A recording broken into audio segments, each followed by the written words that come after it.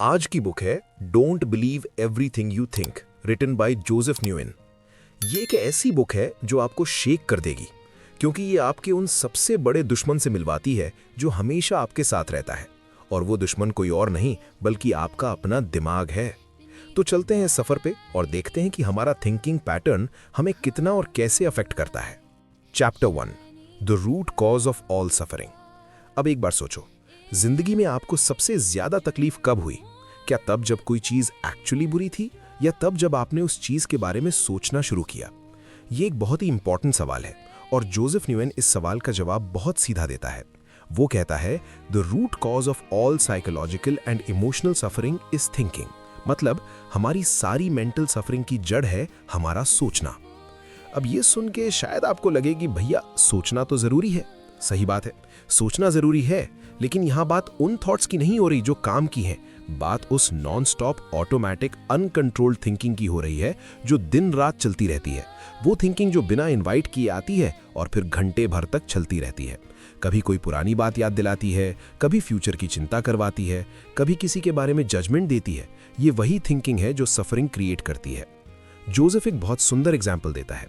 वो कहता है कि इमेजिन करो आपका कोई करीबी दोस्त है जिसने गलती से एक बुरी बात बोल दी आपके बारे में। अब अगर वो चीज वहां रुक जाती, मतलब सिर्फ एक बार होती, तो शायद थोड़ी देर में तुम भूल जाते। लेकिन क्या होता है, तुम्हारा दिमाग उस बात को बार बार रिप्ले करता है। उसने ऐसा क्यों बोला? क्या वो सच में मुझे पसंद नहीं करता? शायद वो हमेशा से ऐसा ही सोचता था और आगे भी ऐसा ही रहेगा। देखो, एक छोटी सी चीज से तुम्हारा दिमाग एक पूरी कहानी बना लेता है, और उस कहानी में तुम हीरो नहीं, विक्टिम हो। यही है सफरिंग का रूट कॉज। न्यूएन ये नहीं कहता कि दुनिया में कोई प्रॉब्लम नहीं है। रियल प्रॉब्लम्स होती हैं, loss of job, health issues, broken relationships, लेकिन वो कहता है कि वो प्रॉब्लम्स एक लेवल तक पेनफुल होती हैं। जो चीज़ उन्हें अनबेरेबल बनाती है वो है हमारा थिंकिंग अबाउट दोज प्रॉब्लम्स, हमारी स्टोरी जो हम खुद अपने आप को सुनाते हैं। तो पहला लेसन क्लियरली ये है कि तुम जो फील कर रहे हो वो ज़्यादा बार तेरी रियलिटी का रिजल्ट नहीं है, तेरी थिंकिंग का रिजल्ट है। और अगर थिंकिंग बदल सकती है, और वो बदल सकती है, तो फीलिंग भी बदल सकती है। यही इस पूरी बुक का फाउंडेशन है। Chapter 2, you are not your thoughts. अब हम आते हैं एक और रेवोल्यूशनरी आइडिया पे। जोसेफ न्यूएन कहता है you are not your thoughts, तुम अपने थॉट्स नहीं हो। ये सुनने में थोड़ा स्ट्रेंज लगता है। हम सोचते हैं कि जो मेरे दिमाग में चल रहा है वो मैं ही हूं, लेकिन न्यूएन कहता है नहीं, तुम्हारे थॉट्स आते हैं और जाते हैं। तुम वो हो जो उन्हें ऑब्जर्व कर सकता है। सोचो एक नदी की तरह। नदी में पानी बह रहा है, लीव्स आ रही हैं, कचरे के टुकड़े आ रहे हैं, कभी साफ पानी, कभी मडी, लेकिन नदी खुद वो नहीं है जो उसमें बह रहा है। वो तो बस कंटेनर है, ऑब्जर्वर है। ठीक उसी तरह तुम्हारा माइंड एक नदी है और थॉट्स उस नदी में बहने वाले पानी है। तुम वो हो जो नदी के किनारे खड़े हो और देख रहे हो। ये कॉन्सेप्ट इतना इंपॉर्टेंट क्यों है? क्योंकि जब हम सोचते हैं कि मैं ही मेरा थॉट हूं, तो हम हर थॉट पे रिएक्ट करते हैं जैसे कि वो सच हो। कोई थॉट आता है, मुझसे ये काम नहीं होगा, और हम तुरंत मान लेते हैं क्योंकि हमने सोचा तो ये सच्ची बात होगी ना। लेकिन न्यूएन कहता है एक थॉट का आना इसका मतलब ये नहीं कि वो सच है। Thoughts are just mental events, they come they go, you don't have to believe them. यहाँ न्यूएन एक बहुत सुंदर लाइन लिखता है। वो कहता है कि a thought is just a thought until you believe it, once you believe it, it becomes your reality. मतलब एक थॉट सिर्फ तब तक एक थॉट है जब तक तुम उसे बिलीव नहीं करते। जिस मोमेंट तुम उसे बिलीव करते हो वो तुम्हारी रियलिटी बन जाती है। तो उन थॉट्स को जो तुम्हें नीचे खींचते हैं, जिनसे तुम्हें दर्द मिलता है, तुमने उन्हें अपनी रियलिटी बनाया है बाय बिलीविंग देम। और गुड न्यूज़ ये है कि जब तुमने उन्हें बिलीव करना चूज़ किया तो तुम उन्हें ना बिलीव करना भी चूज़ कर सकते हो। अब ये ईजी नहीं है। जहाँ ये सोच रखना कि मैं अपने थॉट्स नहीं हूँ, ये इंटेलेक्चुअल लेवल पे समझना अलग बात है और एक्चुअली फील करना अलग बात है। इसलिए न्यूएन कहता है कि ये प्रैक्टिस लेती है, अवेयरनेस लेती है। लेकिन अवेयरनेस की स्टार्टिंग पॉइंट यही है, नोटिस करो कि थॉट आ रहा है और उसे अपनी आइडेंटिटी मत बनाओ। Chapter 3, where do thoughts come from. अब एक इंटरेस्टिंग क्वेश्चन, अगर हम अपने थॉट्स नहीं हैं तो ये थॉट्स आते कहाँ से हैं? जोसेफ न्यूएन इस पर बहुत डीपली जाता है। वो कहता है कि हमारे थॉट्स बेसिकली 2 सोर्सेस से आते हैं। पहला, कंडीशनिंग, जो हमने सीखा है घर में, स्कूल में, सोसाइटी में, एक्सपीरियंसेस से। और दूसरा, प्रेजेंट मोमेंट में जो हम एक्सपीरियंस कर रहे हैं उससे हमारा माइंड क्या स्टोरी बनाता है। कंडीशनिंग के बारे में बात करते हैं। सोचो अगर तुम्हारे घर में बचपन से ये सिखाया गया कि लोग भरोसा करने लायक नहीं होते, तो तुम नेचुरली सस्पिशियस थॉट्स ज़्यादा जनरेट करोगे। अगर तुम्हें सिखाया गया कि तुम इंटेलिजेंट नहीं हो, तो सेल्फ डाउट के थॉट्स ज़्यादा आएंगे। ये कंडीशनिंग इतनी डीप होती है कि हमें लगता ही नहीं कि ये सिखाया हुआ है, लगता है ये तो सच ही है। फिर प्रेजेंट मोमेंट की स्टोरी मेकिंग। कुछ होता है और हमारा दिमाग तुरंत उस पर एक स्टोरी डाल देता है। बॉस ने मीटिंग में ज़्यादा ध्यान नहीं दिया, स्टोरी, वो मुझे इग्नोर कर रहा है। दोस्त ने रिप्लाई नहीं किया, स्टोरी, वो मुझसे इरिटेट है। पार्टनर ने एक खाना पसंद नहीं किया, स्टोरी, वो मुझे अप्रिशिएट नहीं करता। ये स्टोरीज ऑटोमेटिकली जनरेट होती हैं, बिल्कुल बिना चेक किए, और फिर हम उन पे इमोशंस फील करते हैं जैसे कि वो सच हो। जोसेफ एक बहुत सुंदर एग्जाम्पल देता है। वो कहता है कि इमेजिन करो आपका कोई करीबी दोस्त है जिसने गलती से एक बुरी बात बोल दी आपके बारे में। अब अगर वो चीज़ वहाँ रुक जाती, मतलब सिर्फ एक बार होती, तो शायद थोड़ी देर में तुम भूल जाते। लेकिन क्या होता है, तुम्हारा दिमाग उस बात को बार बार रिप्ले करता है। उसने ऐसा क्यों बोला? क्या वो सच में मुझे पसंद नहीं करता? शायद वो हमेशा से ऐसा ही सोचता था और आगे भी ऐसा ही रहेगा। देखो, एक छोटी सी चीज़ से तुम्हारा दिमाग एक पूरी कहानी बना लेता है, और उस कहानी में तुम हीरो नहीं, विक्टिम हो। यही है सफरिंग का रूट कॉज। न्यूएन ये नहीं कहता कि दुनिया में कोई प्रॉब्लम नहीं है, रियल प्रॉब्लम्स होती हैं, loss of job, health issues, broken relationships, लेकिन वो कहता है कि वो प्रॉब्लम्स एक लेवल तक पेनफुल होती हैं। जो चीज़ उन्हें अनबेरेबल बनाती है वो है हमारा थिंकिंग अबाउट दोज प्रॉब्लम्स, हमारी स्टोरी जो हम खुद अपने आप को सुनाते हैं। तो पहला लेसन क्लियरली ये है कि तुम जो फील कर रहे हो वो ज़्यादा बार तेरी रियलिटी का रिजल्ट नहीं है, तेरी थिंकिंग का रिजल्ट है। और अगर थिंकिंग बदल सकती है, और वो बदल सकती है, तो फीलिंग भी बदल सकती है। यही इस पूरी बुक का फाउंडेशन है। Chapter 2, you are not your thoughts. अब हम आते हैं एक और रेवोल्यूशनरी आइडिया पे। जोसेफ न्यूएन कहता है, you are not your thoughts, तुम अपने थॉट्स नहीं हो। ये सुनने में थोड़ा स्ट्रेंज लगता है।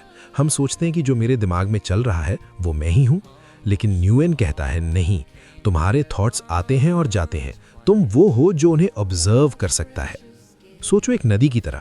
नदी में पानी बह रहा है, लीव्स आ रही हैं, कचरे के टुकड़े आ रहे हैं, कभी साफ पानी, कभी मडी, लेकिन नदी खुद वो नहीं है जो उसमें बह रहा है, वो तो बस कंटेनर है, ऑब्जर्वर है।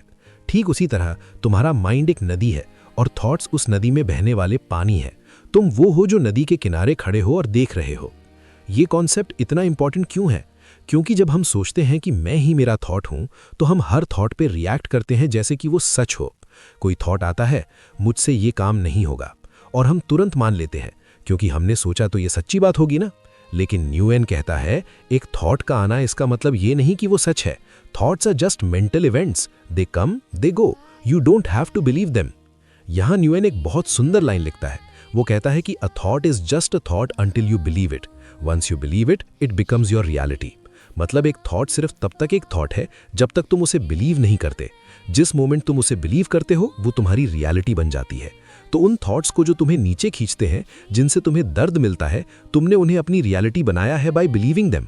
और गुड न्यूज़ ये है कि जब तुमने उन्हें बिलीव करना चूज किया तो तुम उन्हें ना बिलीव करना भी चूज कर सकते हो। अब ये ईजी नहीं है। जहाँ ये सोच रखना कि मैं अपने थॉट्स नहीं हूँ, ये इंटेलेक्चुअल लेवल पे समझना अलग बात है और एक्चुअली फील करना अलग बात है। इसलिए न्यूएन कहता है कि ये प्रैक्टिस लेती है, अवेयरनेस लेती है। लेकिन अवेयरनेस की स्टार्टिंग पॉइंट यही है, नोटिस करो कि थॉट आ रहा है और उसे अपनी आइडेंटिटी मत बनाओ। Chapter 3, where do thoughts come from. अब एक इंटरेस्टिंग क्वेश्चन, अगर हम अपने थॉट्स नहीं हैं तो ये थॉट्स आते कहाँ से हैं? जोसेफ न्यूएन इस पर बहुत डीपली जाता है। वो कहता है कि हमारे थॉट्स बेसिकली 2 सोर्सेस से आते हैं। पहला, कंडीशनिंग, जो हमने सीखा है घर में, स्कूल में, सोसाइटी में, एक्सपीरियंसेस से। और दूसरा, प्रेजेंट मोमेंट में जो हम एक्सपीरियंस कर रहे हैं उससे हमारा माइंड क्या स्टोरी बनाता है। कंडीशनिंग के बारे में बात करते हैं। सोचो अगर तुम्हारे घर में बचपन से ये सिखाया गया कि लोग भरोसा करने लायक नहीं होते, तो तुम नेचुरली सस्पिशियस थॉट्स ज़्यादा जनरेट करोगे। अगर तुम्हें सिखाया गया कि तुम इंटेलिजेंट नहीं हो, तो सेल्फ डाउट के थॉट्स ज़्यादा आएंगे। ये कंडीशनिंग इतनी डीप होती है कि हमें लगता ही नहीं कि ये सिखाया हुआ है, लगता है ये तो सच ही है। फिर प्रेजेंट मोमेंट की स्टोरी मेकिंग। कुछ होता है और हमारा दिमाग तुरंत उस पर एक स्टोरी डाल देता है। बॉस ने मीटिंग में ज़्यादा ध्यान नहीं दिया, स्टोरी, वो मुझे इग्नोर कर रहा है। दोस्त ने रिप्लाई नहीं किया, स्टोरी, वो मुझसे इरिटेट है। पार्टनर ने एक खाना पसंद नहीं किया, स्टोरी, वो मुझे अप्रिशिएट नहीं करता। ये स्टोरीज ऑटोमेटिकली जनरेट होती हैं, बिल्कुल बिना चेक किए, और फिर हम उन पे इमोशंस फील करते हैं जैसे कि वो सच हो। जोसेफ एक बहुत सुंदर एग्जाम्पल देता है। वो कहता है कि इमेजिन करो आपका कोई करीबी दोस्त है जिसने गलती से एक बुरी बात बोल दी आपके बारे में। अब अगर वो चीज़ वहाँ रुक जाती, मतलब सिर्फ एक बार होती, तो शायद थोड़ी देर में तुम भूल जाते। लेकिन क्या होता है, तुम्हारा दिमाग उस बात को बार बार रिप्ले करता है। उसने ऐसा क्यों बोला? क्या वो सच में मुझे पसंद नहीं करता? शायद वो हमेशा से ऐसा ही सोचता था और आगे भी ऐसा ही रहेगा। देखो, एक छोटी सी चीज से तुम्हारा दिमाग एक पूरी कहानी बना लेता है और उस कहानी में तुम हीरो नहीं, विक्टिम हो। यही है सफरिंग का रूट कॉज। न्यूएन ये नहीं कहता कि दुनिया में कोई प्रॉब्लम नहीं है, रियल प्रॉब्लम्स होती हैं, loss of job, health issues, broken relationships, लेकिन वो कहता है कि वो प्रॉब्लम्स एक लेवल तक पेनफुल होती हैं। जो चीज़ उन्हें अनबेरेबल बनाती है वो है हमारा थिंकिंग अबाउट दोज प्रॉब्लम्स, हमारी स्टोरी जो हम खुद अपने आप को सुनाते हैं। तो पहला लेसन क्लियरली ये है कि तुम जो फील कर रहे हो वो ज़्यादा बार तेरी रियलिटी का रिजल्ट नहीं है, तेरी थिंकिंग का रिजल्ट है। और अगर थिंकिंग बदल सकती है और वो बदल सकती है तो फीलिंग भी बदल सकती है। यही इस पूरी बुक का फाउंडेशन है। Chapter 2, you are not your thoughts. अब हम आते हैं एक और रेवोल्यूशनरी आइडिया पे। जोसेफ न्यूएन कहता है, you are not your thoughts, तुम अपने थॉट्स नहीं हो। ये सुनने में थोड़ा स्ट्रेंज लगता है। हम chapter 5, anxiety, fear and the thinking mind. अब एंजाइटी आज के टाइम की एक बहुत बड़ी प्रॉब्लम है। हर दूसरा इंसान एंजाइटी से स्ट्रगल कर रहा है और जोसेफ न्यूएन इस पे बहुत इंसाइटफुल पर्सपेक्टिव देता है। वो कहता है कि anxiety is the result of thinking about the future, fear of what might happen, और ऑलमोस्ट हमेशा ये फ्यूचर जो तुम्हारे दिमाग में है वो रियलिटी से बहुत अलग होता है। एक स्टडी का रेफरेंस देते हुए न्यूएन बताता है कि हमारी ज्यादा बार की वरीज कभी रियलिटी में नहीं आती, फिर भी हम कितना टाइम और एनर्जी उन्हें सोचते हुए वेस्ट करते हैं। एंजाइटी एक मेंटल टाइम मशीन है जो तुम्हें बार बार एक ऐसी फ्यूचर में ले जाती है जो एग्जिस्ट ही नहीं करता। और फिर वो ये भी कहता है कि एंजाइटी का एंटीडोट क्या है? प्लानिंग नहीं, प्रेपरेशन नहीं, हालांकि ये चीजें हेल्पफुल होती हैं। असली एंटीडोट है प्रेजेंट मोमेंट अवेयरनेस। जब तुम एक्चुअली प्रेजेंट हो राइट नाउ, इस मोमेंट में, तो ज्यादा बार कोई एंजाइटी नहीं होती। एंजाइटी तब आती है जब तुम फ्यूचर में मेंटल टाइम ट्रैवल करते हो। न्यूएन एक और इंटरेस्टिंग चीज कहता है एंजाइटी के बारे में। वो कहता है कि एंजाइटी का सोर्स अक्सर होता है नीड फॉर सर्टेनिटी। हम चाहते हैं कि फ्यूचर सर्टेन हो, प्रिडिक्टेबल हो, सेफ हो, और जब वो नहीं होता, जो कि होती ही नहीं है क्योंकि फ्यूचर बाय डेफिनेशन अनसर्टेन है, तो हमारा माइंड एंग्शियस हो जाता है। तो एक्चुअली एंजाइटी एक नेचुरल रिस्पॉन्स है अनसर्टेनिटी के लिए। प्रॉब्लम यह है कि हम अनसर्टेनिटी को एक्सेप्ट नहीं करते। और यहाँ एक डीप स्पिरिचुअल पॉइंट आता है। न्यूएन कहता है कि लाइफ की ब्यूटी ही अनसर्टेनिटी में है। अगर सब कुछ पहले से तय होता तो लाइफ बोरिंग होती। वो अननोन, वो पॉसिबिलिटी, वही तो है जो जिंदगी को इंटरेस्टिंग बनाता है। लेकिन फियर और एंजाइटी हमें उस अननोन से डराती है। इसलिए हम कंट्रोल चाहते हैं, सर्टेनिटी चाहते हैं, और इस कंट्रोल की कोशिश में हम प्रेजेंट मोमेंट को मिस कर देते हैं। Chapter 6, overthinking, the silent killer. अब बात करते हैं ओवरथिंकिंग की। ये एक चीज है जो बहुत लोगों को अफेक्ट करती है, स्पेशली उन लोगों को जो इंटेलिजेंट और सेंसिटिव होते हैं। जोसेफ न्यूएन इस पे बहुत खूबसूरती से लिखता है। वो कहता है कि ओवरथिंकिंग एक सच चीज नहीं है जो तुम चूज करते हो कॉन्शियसली, इट्स अ हैबिट, और हैबिट्स चेंज हो सकती हैं। ओवरथिंकिंग बेसिकली तब होती है जब तुम्हारा माइंड एक प्रॉब्लम पे इतना फोकस कर लेता है कि वो प्रैक्टिकली लूप में चले जाता है।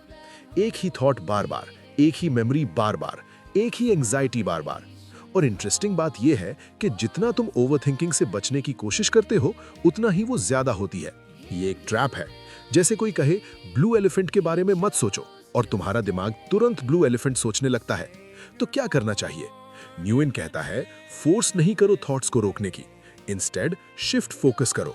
जब तुम किसी थॉट को फोर्स से हटाने की कोशिश करते हो तुम उसे ज्यादा अटेंशन दे रहे हो। इंस्टेड अपना फोकस किसी और चीज पे ले जाओ। कोई काम करो, बाहर जाओ, किसी से बात करो, बॉडी में फील करो कि क्या हो रहा है, फिजिकल सेंसेशंस। ये shift of attention naturally overthinking को रिड्यूस करता है। वो ये भी कहता है कि ओवरथिंकिंग ऑफन एक डीपर नीड से आती है। Need for understanding, need for resolution, need for closure. हम बार बार सोचते हैं क्योंकि हम चाहते हैं कि सिचुएशन फाइनली मेक सेंस हो जाए, लेकिन लाइफ में कुछ चीजें कभी फुली मेक सेंस नहीं करेंगी। और इस एक्सेप्टेंस के साथ कि मुझे हर चीज समझनी नहीं है, बहुत ओवरथिंकिंग नेचुरली कम हो जाती है। Chapter 8, the ego and it's stories. अब हम आते हैं एक और डीप टॉपिक पे, ईगो। और मैं जानता हूं ये वर्ड सुन के कुछ लोग रोल आइज करते हैं क्योंकि ये थोड़ा क्लीशे सा लग सकता है, लेकिन जोसेफ न्यूएन इस कॉन्सेप्ट को बहुत प्रैक्टिकली एक्सप्लेन करता है। ईगो बेसिकली वो पार्ट ऑफ माइंड है जो हमेशा एक सेल्फ की स्टोरी मेंटेन करता रहता है। मैं कौन हूँ, मैं क्या चाहता हूँ, लोग मुझे कैसा देखते हैं, मैं कहाँ स्टैंड करता हूँ सोसाइटी में, ये सब ईगो का काम है। और ये कुछ हद तक जरूरी भी है। सोशल फंक्शनिंग के लिए कुछ सेंस ऑफ सेल्फ चाहिए होती है। लेकिन प्रॉब्लम तब होती है जब ईगो ज्यादा पावरफुल हो जाता है, जब तुम्हारी सारी डिसीजंस कॉन्शियसली या अनकॉन्शियसली इस पे बेस्ड होती हैं कि लोग मुझे क्या सोचेंगे, मैं कैसे दिखता हूँ, मेरी इमेज क्या है। तब तुम ईगो के स्लेव बन जाते हो। और ईगो की स्टोरी सबसे बड़ी ट्रैप ये है कि वो हमेशा विक्टिमहुड की स्टोरी सुनाता रहता है, या सुपीरियॉरिटी की, या तो मैं बहुत बुरा हूं या मैं सबसे बेहतर हूं। दोनों एक्सट्रीम्स ईगो ड्रिवन है। न्यूएन कहता है कि जब भी तुम डीपली हर्ट फील करते हो, स्पेशली जब कोई तुम्हारे बारे में कुछ कहता है, उसमें मोस्टली ईगो इन्वॉल्व्ड है। ईगो चाहता है कि लोग तुम्हें एक पर्टिकुलर वे में देखें। जब वो नहीं होता तो ईगो हर्ट होता है और तुम सफरिंग फील करते हो। ये इसलिए नहीं कि दूसरे ने कुछ रॉन्ग किया, ये इसलिए है कि तुम्हारा ईगो अपनी स्टोरी से अटैच्ड है। और यहाँ एक ब्यूटीफुल इनसाइट। न्यूएन कहता है कि लाइफ की ब्यूटी ही अनसर्टेनिटी में है। अगर सब कुछ पहले से तय होता तो लाइफ बोरिंग होती। वो अननोन, वो पॉसिबिलिटी, वही तो है जो जिंदगी को इंटरेस्टिंग बनाता है। लेकिन फियर और एंजाइटी हमें उस अननोन से डराती है। इसलिए हम कंट्रोल चाहते हैं, सर्टेनिटी चाहते हैं, और इस कंट्रोल की कोशिश में हम प्रेजेंट मोमेंट को मिस कर देते हैं। Chapter 8, love and fear, the two motivators. अब यहाँ न्यूएन एक बहुत फाउंडेशनल कॉन्सेप्ट इंट्रोड्यूस करता है। वो कहता है कि दुनिया में बेसिकली दो तरह के थॉट्स होते हैं, दो तरह के मोटिवेशंस होते हैं, लव बेस्ड थिंकिंग और fear based thinking. Fear based thinking में हम काम करते हैं सर्वाइवल से, स्कैसिटी से, कंपटीशन से, इनसिक्योरिटी से। अगर मैंने ये नहीं किया तो कुछ बुरा होगा, मुझे ये चाहिए वरना मैं ओके नहीं रहूंगा, मैं ज्यादा अच्छा नहीं हूं, मुझे प्रूव करना है। ये सब फियर बेस्ड है। लव बेस्ड थिंकिंग में हम काम करते हैं जेन्युइन इंटरेस्ट से, क्रिएटिविटी से, कनेक्शन से, कंट्रीब्यूशन से। मैं ये करना चाहता हूं क्योंकि ये मीनिंगफुल है, मैं दूसरों की हेल्प करना चाहता हूं, मैं एक्सप्लोर करना चाहता हूं क्योंकि ये फैसिनेटिंग है। ये सब लव बेस्ड है। अब इंटरेस्टिंग बात ये है, सेम एक्शन फेयर से भी हो सकता है और लव से भी। तुम जिम जा सकते हो क्योंकि तुम खुद से डर रहे हो कि अगर फिट नहीं हुआ तो लोग मुझे जज करेंगे, फेयर। या तुम जा सकते हो क्योंकि तुम्हारा बॉडी जेन्युइनली स्ट्रांग और हेल्दी फील करना चाहता है, लव। बाहर से एक्शन सेम दिख रहा है, लेकिन अंदर का एक्सपीरियंस और लॉन्ग टर्म रिजल्ट्स बहुत अलग होंगे। न्यूएन कहता है कि ज्यादा बार हमारी सफरिंग तब होती है जब हम फियर बेस्ड थॉट्स और मोटिवेशन से ऑपरेट कर रहे होते हैं। करियर, रिलेशनशिप्स, सेल्फ इमेज, सब में अगर फेयर ड्राइविंग फोर्स है तो एंजाइटी, स्ट्रेस और अनहैप्पीनेस इनएविटेबल है। और अच्छी न्यूज, तुम स्विच कर सकते हो। जब भी कोई डिसीजन करो, कोई काम करो, अपने आप से पूछो, मैं ये फेयर से कर रहा हूं या लव से। ये एक चीज पूरी मोटिवेशन शिफ्ट कर सकती है। Chapter 9, letting go, the hardest and most essential skill. अब हम आते हैं उस कॉन्सेप्ट पे जिसके बारे में सब सुनता है लेकिन कोई नहीं करता, लेटिंग गो। जोसेफ न्यूएन इस पे बहुत डीपली जाता है और वो इसे फिलॉसफी नहीं, प्रैक्टिकली एक्सप्लेन करता है। लेटिंग गो का मतलब ये नहीं कि तुम केयर करना बंद कर दो। इसका मतलब ये नहीं कि पास्ट में जो हुआ वो ठीक था। इसका मतलब ये नहीं कि तुम फ्यूचर की प्लानिंग नहीं करोगे। लेटिंग गो का मतलब है तुम किसी थॉट या इमोशन को होल्ड करना बंद करो इसलिए कि ये मेरा है। ये एक ब्यूटीफुल डिस्टिंक्शन है। हम ऑफन अपने पेन, अपनी ग्रीवेंसेस, अपनी वरीज को होल्ड करते हैं क्योंकि हम फील करते हैं कि ये हमारे हैं। मेरी एंजाइटी है, मेरा दर्द है, मेरा गुस्सा है। और अगर हम उन्हें छोड़ दें तो शायद हम कुछ खो देंगे, शायद हम वो नहीं हैं जो हम हैं। लेकिन न्यूएन कहता है कि यही इल्यूजन है। ये इमोशंस तुम्हारे नहीं हैं, ये बस वेदर की तरह है, आए गए। तुम स्काई हो, क्लाउड्स नहीं। लेटिंग गो का एक प्रैक्टिकल एस्पेक्ट है फॉरगिवनेस। न्यूएन कहता है कि फॉरगिवनेस दूसरे के लिए नहीं है, फॉरगिवनेस अपने लिए है। जब तुम किसी के अगेंस्ट ग्रज होल्ड करते हो, तुम एक्चुअली खुद को बार बार उस पेन में रखते हो। वो इंसान शायद आगे बढ़ गया है, लेकिन तुम अभी तक उस मोमेंट में हो, उस थॉट में हो। फॉरगिवनेस का मतलब ये नहीं कि उसने जो किया वो सही था। इसका मतलब ये है कि तुम अपने आप को फ्री कर रहे हो उस थॉट से। और दूसरा एस्पेक्ट है लेटिंग गो ऑफ आउटकम्स। हम बहुत ज्यादा अटैच्ड हो जाते हैं कि चीजें कैसे होंगी, ये प्रोजेक्ट ऐसे होना चाहिए, ये रिलेशनशिप वैसी होनी चाहिए, मेरी जिंदगी ऐसे दिखनी चाहिए। और जब चीजें वैसी नहीं होती तो सफरिंग। न्यूएन कहता है अपना बेस्ट दो, इंटेंशनल रहो, लेकिन आउटकम से अटैच्ड मत रहो। करो क्योंकि करना मीनिंगफुल है, ना इसलिए कि एक स्पेसिफिक आउटकम तुम्हारी वर्थ प्रूव करेगा। Chapter 10, the present moment is always enough. अब हम आते हैं इस बुक के मोस्ट ब्यूटीफुल आइडियाज में से एक पे।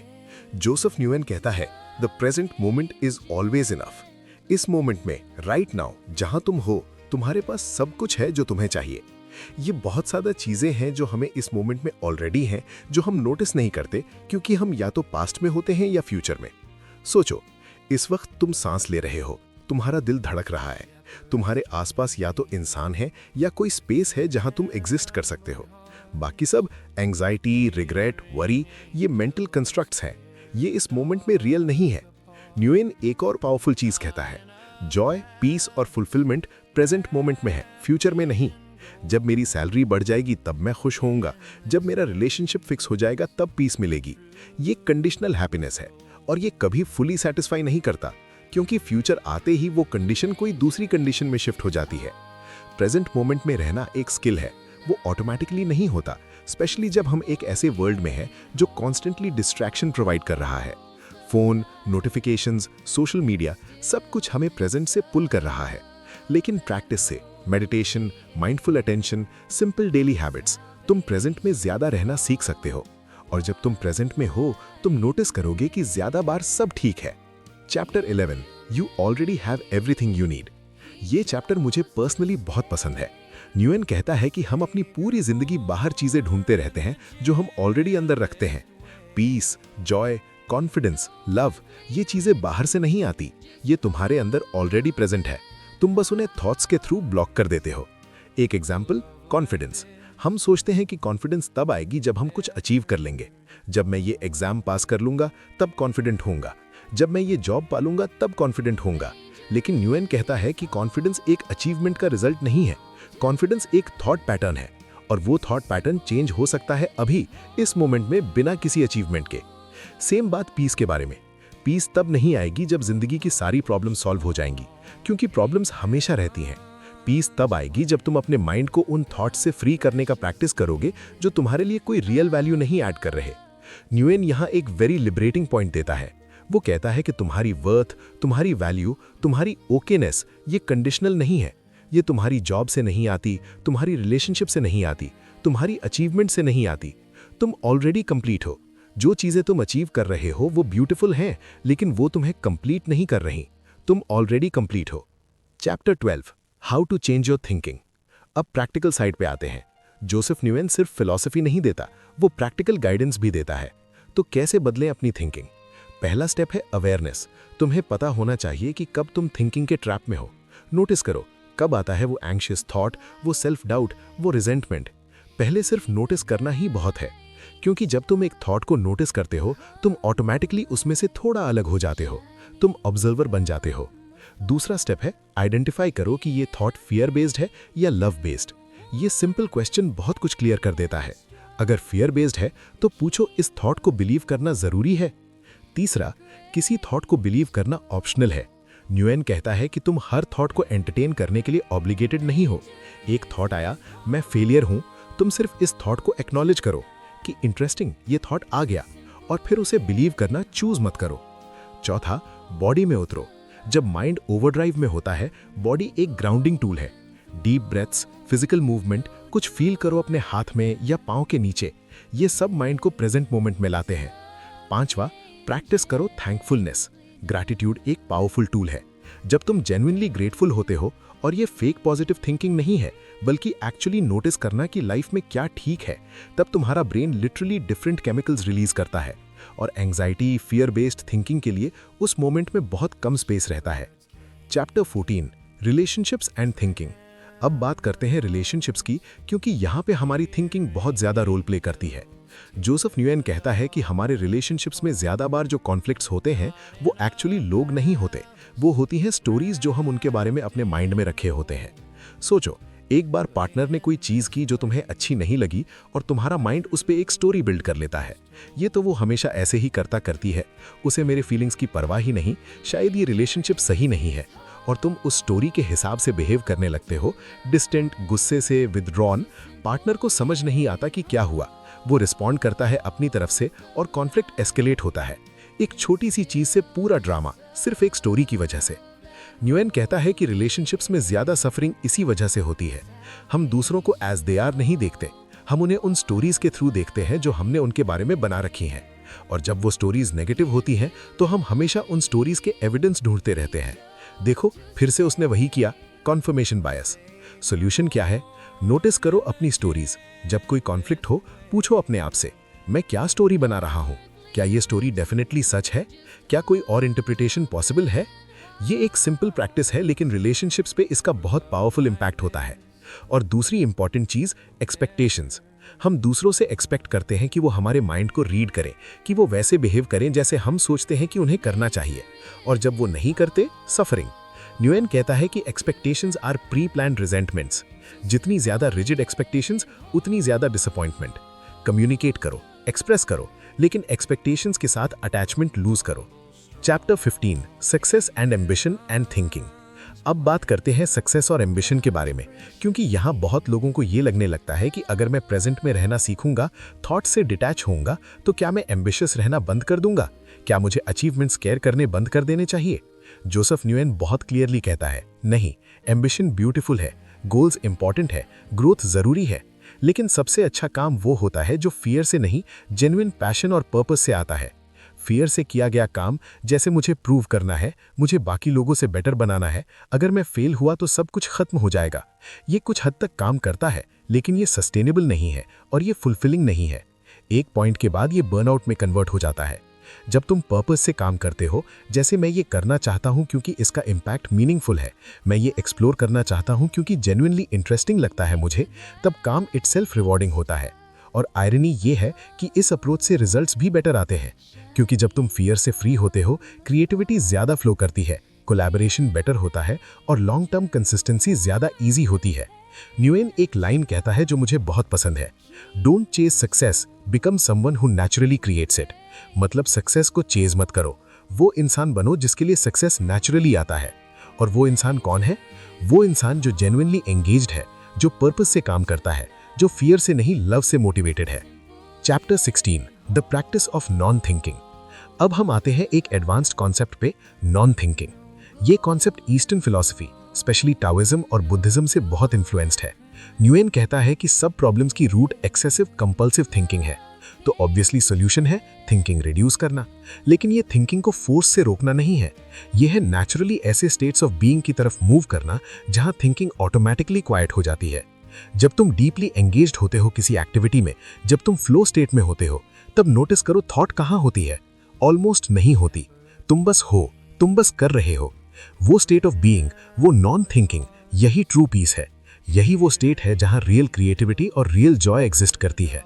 मेडिटेशन एक टूल है इस स्टेट को एक्सेस करने का, लेकिन सिर्फ मेडिटेशन ही नहीं, कोई भी एक्टिविटी जो तुम्हें फुल्ली प्रेजेंट में ले आए, cooking, painting, playing music, walking in nature, playing with children, जब तुम फुल्ली प्रेजेंट हो, माइंड क्वाइट होता है और उस क्वाइट माइंड में लाइफ बहुत ज्यादा रिच फील करती है। न्यूएन ये भी कहता है कि नॉन थिंकिंग का प्रैक्टिस करना असलान करेज का काम है, क्योंकि हमारा माइंड एक ऐसे वर्ल्ड में ट्रेंड है जो हमेशा कुछ ना कुछ थिंक करने को बोलता है, प्लान करने को, वरी करने को, कंपेयर करने को। माइंड को एक्चुअली रेस्ट देना ये रेडिकली काउंटर कल्चरल है, लेकिन ये जरूरी है। Chapter 17, the journey inward. अब इस बुक का एक सेंट्रल थीम ये है कि जो चीज तुम्हें चाहिए वो बाहर नहीं है, वो अंदर है। जोसेफ न्यूएन कहता है कि बहुत लोग अपनी पूरी जिंदगी बाहर की तरफ देखते हैं, नया जॉब, नया रिलेशनशिप, नया सिटी, नया फोन, ये सोच के कि वो चीज जो अंदर मिसिंग फील होती है वो बाहर से मिलेगी, लेकिन नहीं मिलती, क्योंकि जो अंदर की पीस और जो अंदर की जॉय है वो अंदर से ही आती है। ये जर्नी इनवर्ड, यानी अपने खुद के थॉट्स, इमोशंस और पैटर्न्स को ऑनेस्टली देखना, ये अनकंफर्टेबल है, क्योंकि अक्सर हम बाहर की डिस्ट्रैक्शंस में इसलिए ज्यादा टाइम स्पेंड करते हैं ताकि अंदर ना देखना पड़े। अंदर क्या है जो हम फेस नहीं करना चाहते? कोई फियर, कोई बिलीफ अबाउट आवरसेल्व्स जो पेनफुल है, कोई ग्रीफ जो अनप्रोसेस्ड है। न्यूएन कहता है कि करेज यही है, अंदर देखने की विलिंगनेस। और जब तुम ऑनेस्टली अपने अंदर देखते हो, अपने थॉट्स और पैटर्न्स को ऑब्जर्व करते हो, तब ट्रांसफॉर्मेशन पॉसिबल होती है। जो चेंज तुम बाहर ढूंढते रहते हो वो अंदर से शुरू होती है। और यहाँ एक होपफुल नोट पे वो कहता है कि तुम ऑलरेडी ओके हो। तुम्हारे अंदर जो फियर, डाउट, कंफ्यूजन है, ये तुम्हारा सच नहीं है, ये पैटर्न्स है, और पैटर्न्स चेंज हो सकते हैं। कोर में तुम ऑलरेडी होल हो, ऑलरेडी कंप्लीट हो, ऑलरेडी इनफ हो। ये रियलाइज करना ही इस जर्नी का डेस्टिनेशन है। Chapter 18, final chapter, living without suffering. और अब हम आते हैं इस बुक के फाइनल मैसेज पे। जोसेफ न्यूएन कहता है कि सफरिंग फ्री लाइफ का मतलब पेन फ्री लाइफ नहीं है। जिंदगी में चैलेंजेस आएंगे, लॉसेस होंगे, दर्द होगा, वो इनएविटेबल है, लेकिन मेंटल सफरिंग, वो कांस्टेंट एंजाइटी, वो सेल्फ डाउट, वो ओवरथिंकिंग, वो रिजेंटमेंट, ये ऑप्शनल है। जब तुम ये समझते हो कि थॉट्स रियल नहीं है, जब तक तुम उन्हें बिलीव नहीं करते, जब तुम अपने थॉट्स से डिटैच होना सीखते हो, जब तुम प्रेजेंट मोमेंट में रहना प्रैक्टिस करते हो, तब लाइफ फंडामेंटली शिफ्ट होती है। वो शिफ्ट ड्रामेटिक या ओवरनाइट नहीं होती, वो ग्रेजुअल होती है, लेकिन वो रियल होती है। और वो शिफ्ट ये है कि तुम अपनी थॉट्स के विक्टिम नहीं रहते, तुम अपनी थिंकिंग के ऑब्जर्वर बन जाते हो। और उस ऑब्जर्वर पोजीशन से तुम चूज कर सकते हो कि कौन से थॉट्स तुम्हारे लिए हेल्पफुल हैं, कौन से नहीं। चूज कर सकते हो कि कब एंगेज करना है और कब लेट गो करना है।